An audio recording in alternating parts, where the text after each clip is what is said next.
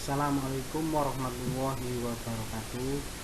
Perkenalkan, saya nama Laswati Arifah Yuda, NPM 195500009, akan menyampaikan hasil tugas resum materi kimia lingkungan bab 5 dengan pembahasan parameter kimia sampah yang dibimbing oleh Ibu Mega Novita, SSI, MSI, MNAT, SCI, PhD.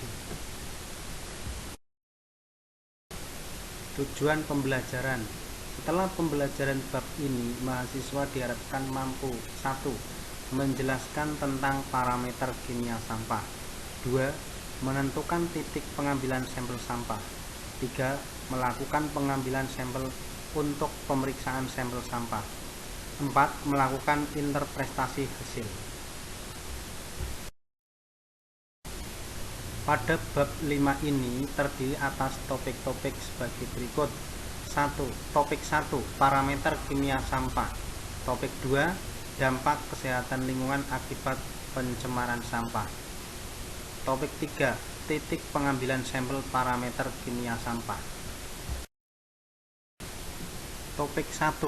Parameter kimia sampah. A. Pengertian sampah.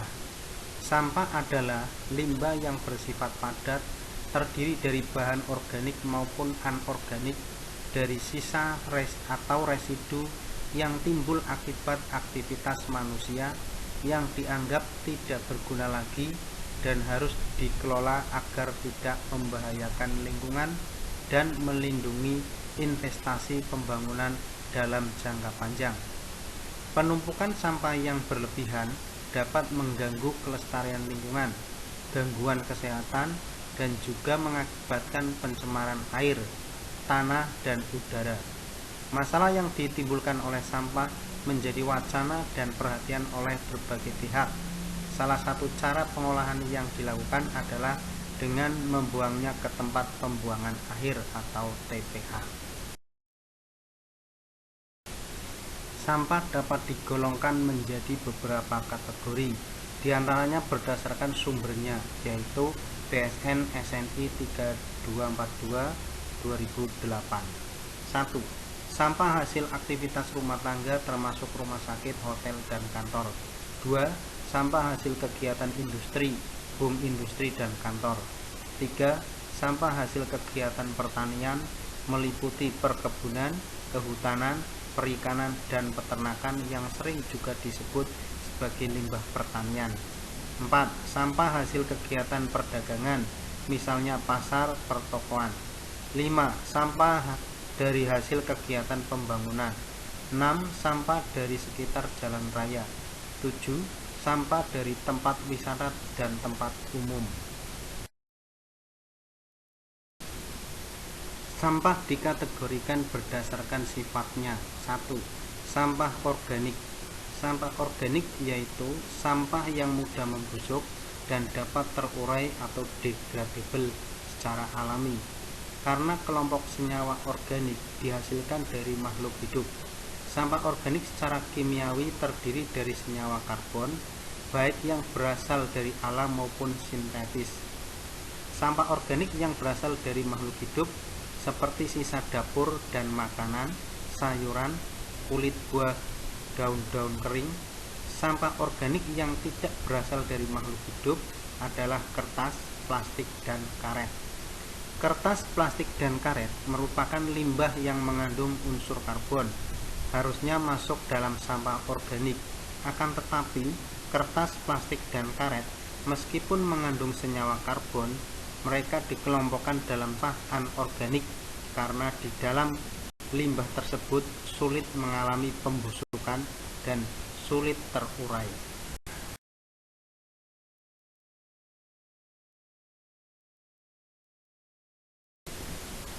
2. Sampah anorganik. Sampah anorganik yaitu sampah yang tidak mudah membusuk dan tidak memiliki unsur karbon, sehingga tidak mudah terurai oleh organisme, seperti botol dan gelas minuman, kaleng, kaca, dan sebagainya. Plastik wadah pembungkus makanan, kertas, plastik mainan juga digolongkan dalam senyawa anorganik, meskipun mempunyai unsur karbon di dalamnya. Unsur karbon yang ada di dalamnya dalam bentuk rantai yang sangat kompleks dan sangat panjang, yaitu dalam bentuk polimer, sehingga mikroorganisme tidak dapat atau kesulitan apabila akan melakukan penguraian pada bahan tersebut. Ferdinand 2009. Sampah anorganik dapat dimanfaatkan yaitu dengan cara mendaur ulang, juga dapat dihancurkan dengan jalan pembakaran dalam proses insinerator atau penghancuran. Berdasarkan bentuknya, sampah dapat dibagi menjadi 3 jenis, yaitu A. Bentuk padat. Sampah padat adalah segala bahan buangan, sampah rumah tangga, sampah dapur, sampah kebun, plastik, metal, gelas, dan lain-lain. B. Bentuk cair. Sampah cair adalah bahan cairan yang telah digunakan dan tidak diperlukan kembali atau dibuang ke tempat pembuangan sampah. C. Bentuk gas. Tumpukan sampah yang telah kering biasanya oleh warga langsung dibakar. Dampak pembakaran ini yang menimbulkan emisi gas yang bermunculan dan partikel debu. Bila proses pembakaran sampah terjadi tidak sempurna, maka yang timbul adalah gas CO, NOx, SO2, dioksin, dan furan, HCl, akibat pembakaran bahan sintetis atau seperti PVC. 3. Limbah bahan berbahaya dan beracun atau B3 merupakan sisa suatu usaha yang mengandung bahan berbahaya atau beracun, baik secara langsung atau tidak langsung, dapat merusak atau mencemarkan dan membahayakan lingkungan. Sampah atau limbah hidup, kesehatan, kelangsungan hidup manusia, serta makhluk hidup lainnya. Damanhuri 2010. B. Karakteristik kimia sampah. Karakteristik sampah sangat berguna dalam menentukan metode apa yang akan digunakan sebagai pengolahan sampah atau sebagai evaluasi alternatif suatu proses dan sistem recovery pengolahan sampah. Komponen unsur yang sangat menentukan dalam reaksi komponen pembentuk sampah adalah karbon, nitrogen, oksigen, dan hidrogen. Karakteristik kimia pada sampah yang dapat diukur meliputi 1. Proximate analysis, yaitu analisis terhadap kandungan volatil, kelembaban, pH, karbon, dan as di dalam sampah dengan satuan persen. 2. Titik lebur abu. Titik lebur abu merupakan titik lebur saat pembakaran menghasilkan abu, berkisar antara 1100 sampai 1200 derajat Celcius. 3. Ultimate analysis. Ultimate analysis meliputi penentuan unsur karbon, hidrogen, oksigen, nitrogen, fosfor, sulfur, dan sebagainya. Unsur ini yang menggambarkan susunan kimia sampah. 4. Kandungan energi komponen sampah. Kandungan energi yang terdapat di dalam sampah dapat dihitung dengan cara menggunakan alat kalorimeter atau bom kalorimeter dan dengan perhitungan. Damanhuri 2010.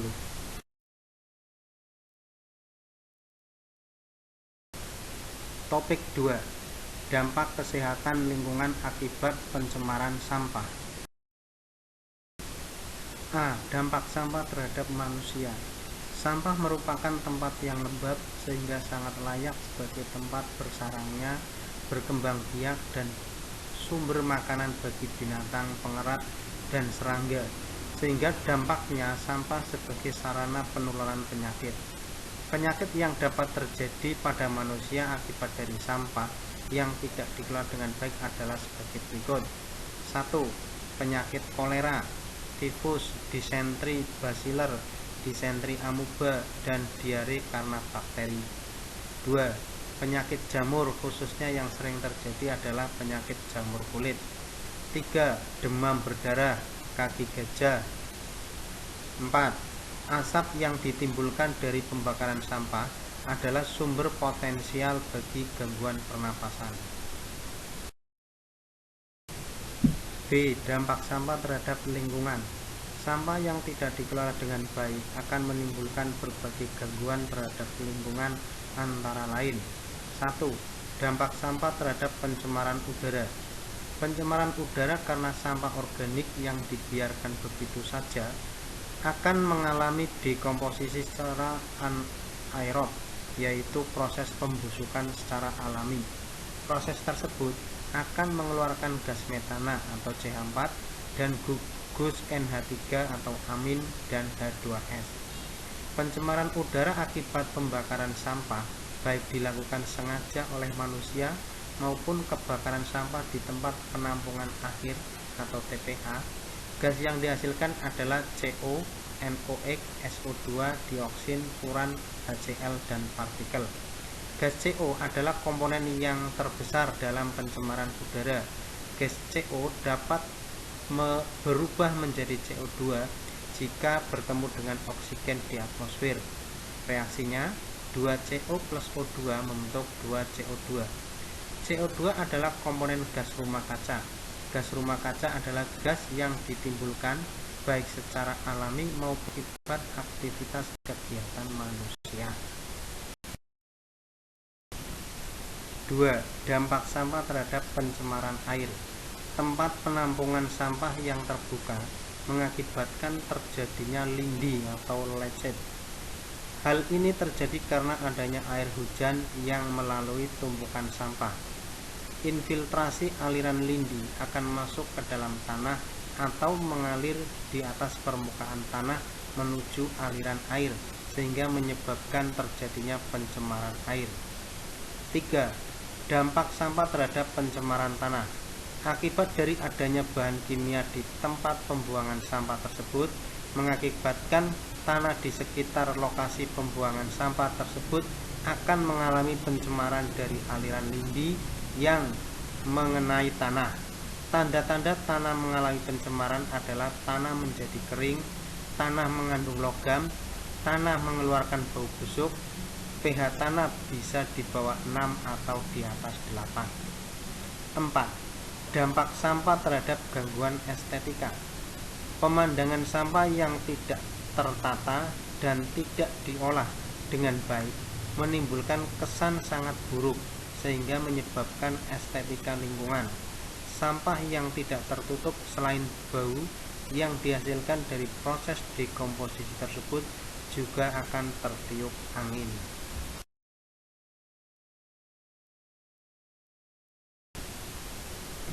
Topik 3. Titik pengambilan sampel parameter kimia sampah. A. Pengambilan sampel sampah cair, organik, dan anorganik. 1. Titik pengambilan sampel sampah cair atau lindi atau leacet. Lokasi pengambilan sampel pemeriksaan kualitas kimia pada sampah cair atau lindi atau leacet adalah di sekitar timbulan sampah yang akan diperiksa. Sedangkan pengambilan sampel cair dapat diambil air lindi pada kolam lindi atau pada genangan air di sekitar sampah tersebut. Namun, data yang diperoleh dari lokasi pemantauan dan titik pengambilan harus dapat menggambarkan kualitas air limbah yang akan disalurkan ke perairan penerima. Pemilihan lokasi dan titik pengambilan sampel air limbah bertujuan untuk: A. Mengetahui efisiensi proses pengolahan lindi. Caranya adalah dengan mengambil sampel dari kolam lindi sebelum masuk ke pipa atau saluran gabungan yang menuju ke instalasi pengolahan air limbah atau IPAL. Pengambilan sampel di lokasi untuk mengetahui karakteristik limbah yang ada. B. Mengevaluasi efisiensi IPAL. Titik pengambilan sampel dimulai pada inlet dan keluar outlet IPAL dan memperhatikan waktu retensi waktu pengambilan sampel pada saat proses pengolahan berjalan. 2. Alat dan bahan. A. Botol oksigen volume 250 ml. B. Botol plastik polietilen atau sejenisnya volume 500 ml. C. Pengawet sampel sesuai yang diperlukan. D. Formulir pengambilan sampel. E. Kertas label. F. Ice pack atau dry ice. G. Termos es untuk mendinginkan contoh. H. Toolbox. 3. Prosedur pengambilan sampel secara kimia pada sampah cair atau lindi. Tahapan pengambilan sampah dalam bentuk cair secara kimia dilakukan dengan cara sebagai berikut. A. Menyiapkan wadah sampel dan botol plastik. B. Membilas botol oksigen dan botol plastik serta tutupnya dengan sampel yang akan dianalisa sebanyak 3 kali. C. Membuang air pembilas. D. Mengambil sampel sesuai titik sampling dan memasukkannya ke dalam wadah yang sesuai peruntukan analisis. E. Memasukkan sampel limbah cair yang akan diperiksa ke botol oksigen atau botol Winkler yang sudah dibilas tadi hingga penuh. Pada waktu pengisian air ke dalam botol hindari terjadinya aerasi. F. Apabila menambahkan pengawet dalam sampel cair, dilakukan dengan mengisi sampel cair ke dalam wadah botol plastik volume botol 500 ml sebanyak 3/4 dari isi botol dan meneteskan zat pengawet yang diperlukan sebanyak 3 tetes dalam sampel cair. Untuk jenis pemeriksaan logam diberi pengawet H2SO4 pekat, sedangkan untuk jenis pemeriksaan nitrogen diberi pengawet toluol atau toluen. G. Mengamankan sampel serta wadah dengan memasukkan ke dalam cooling box untuk mencegah adanya perubahan yang diakibatkan oleh kegiatan organisme atau disegel dengan benar. H. Mengisi formulir pengambilan sampel. J. Membawa sampel ke laboratorium untuk dianalisa dengan selang waktu maksimum 12 jam.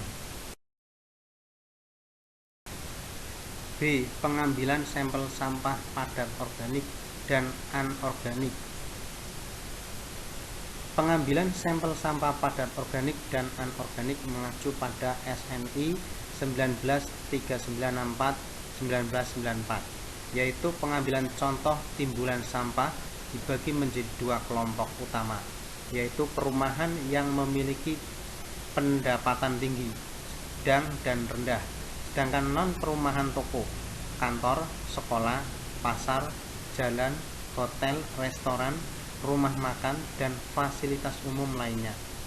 Pengambilan contoh di timbulan sampah dilakukan secara acak strata dengan menggunakan rumus S sama dengan CD per TS dan K sama dengan S per N.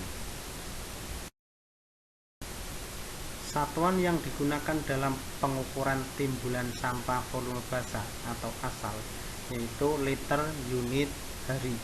Jika berat basah atau asal dalam satuan kilogram unit per hari. Pengukuran timbulan sampah diukur dalam wadah pengukur 40 liter, lalu ditimbang atau dalam bak 500 liter, lalu dipisahkan berdasarkan komposisi sampah. Tujuan dari pemisahan komposisi sampah dari sumber tertentu yaitu mengetahui berat sampah yang akan dikirim ke laboratorium dengan perhitungan komposisi sampah sebagai berikut. S sama dengan berat komponen sampah dikalikan kertas per plastik dan lain-lain dibagi total sampel sampah dikalikan 100%.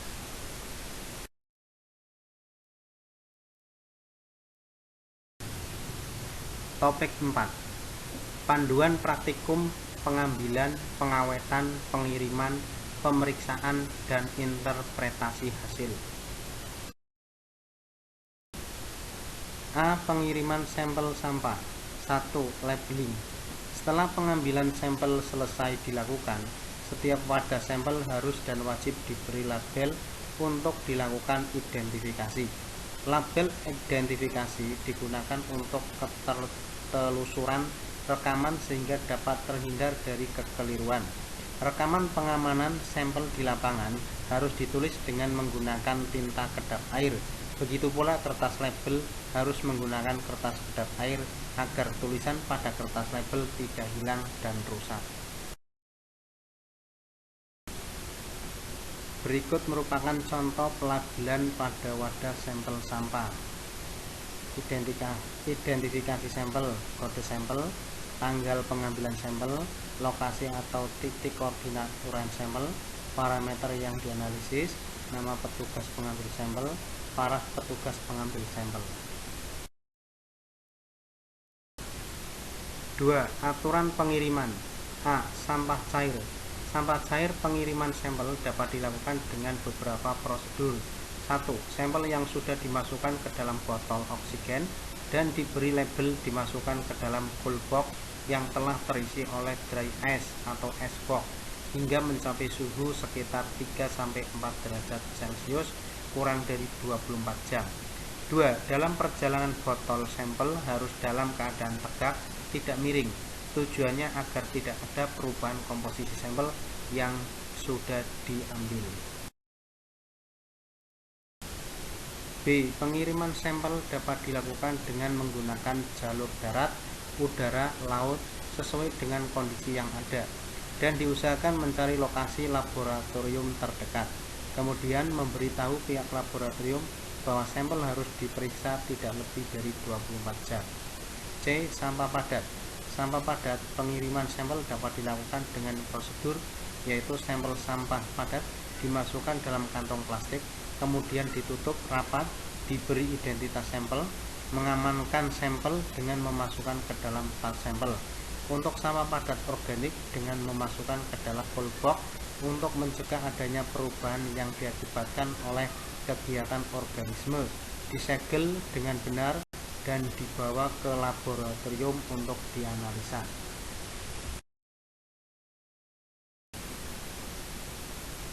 B. Pemeriksaan sampel sampah secara kimia. 1. Alat yang digunakan AAS atau SSA, spektrofotometer serapan atom, lab ukur, pipet tetes, pipet takar, Erlenmeyer, corong, kertas saring, kompor listrik, cawan. 2. Pemeriksaan kimia. A. Pemeriksaan anorganik yaitu analisis logam dan metaloid dengan cara diges asam pada suhu rendah. Metode ini dapat dilakukan pada suhu rendah untuk menentukan asam yang terurai, jumlah total dari metal atau metaloid pada sampel tanah, sludge, sedimen, atau limbah padat lain. Metode ini sebaiknya dilakukan pada sampel yang mengandung Sb, As, atau Se, tetapi dapat juga dilakukan untuk analisis unsur berikut: Sb, As, Ba, Cd, Cr, Co, Ag, Tb, Fe, molibdet, Ni, Se, talium, V, dan Zn.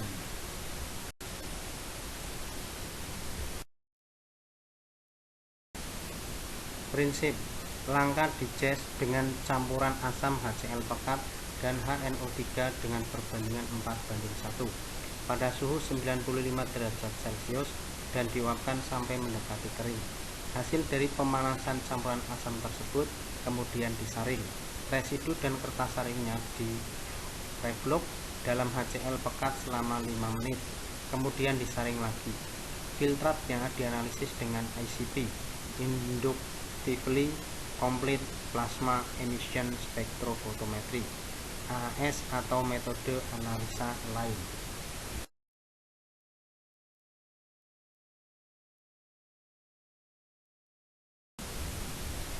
B. Pemeriksaan organik.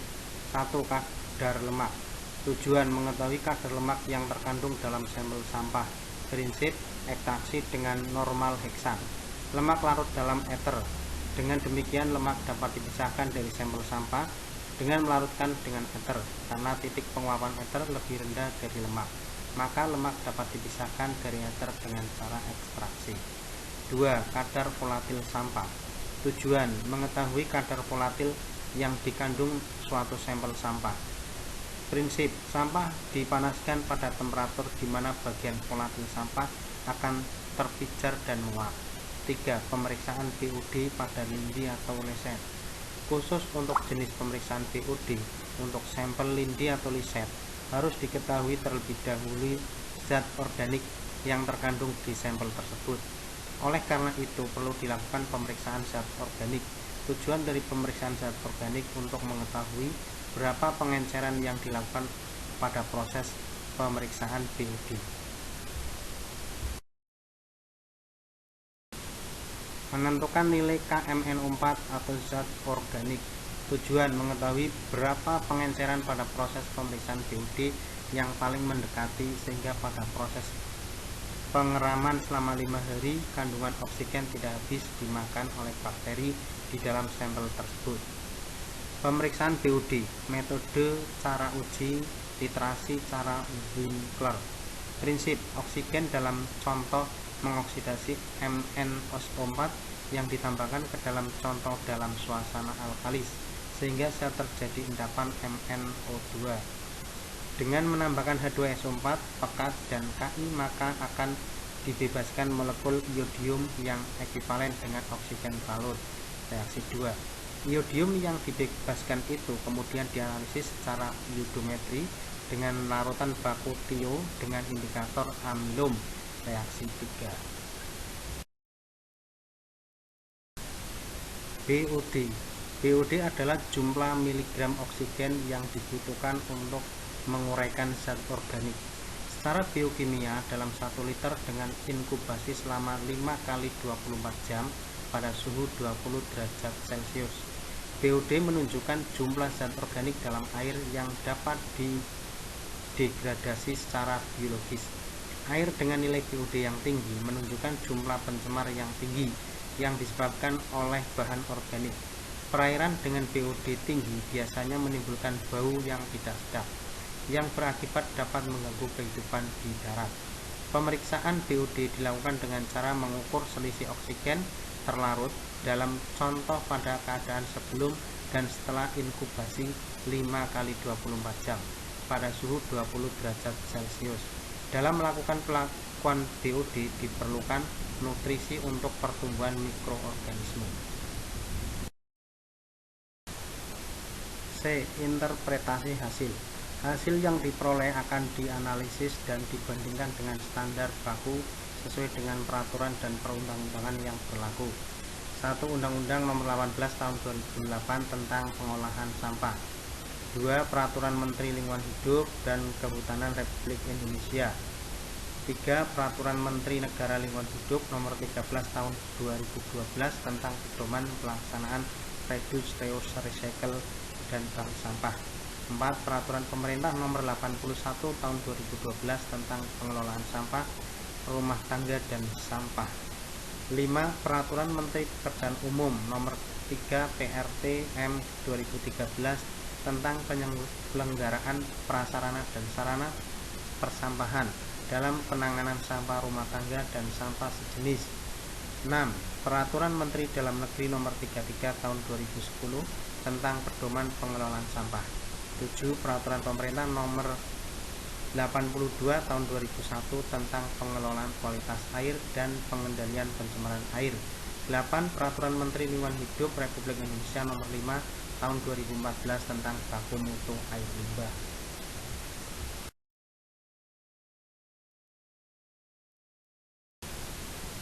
Demikian isi materi bab 5 parameter kimia sampah diresum dari buku Sumber Kimia Lingkungan tahun 2017, penulis Joko Purnomo SKM MKes dan Demes Nurmayanti ST MKes.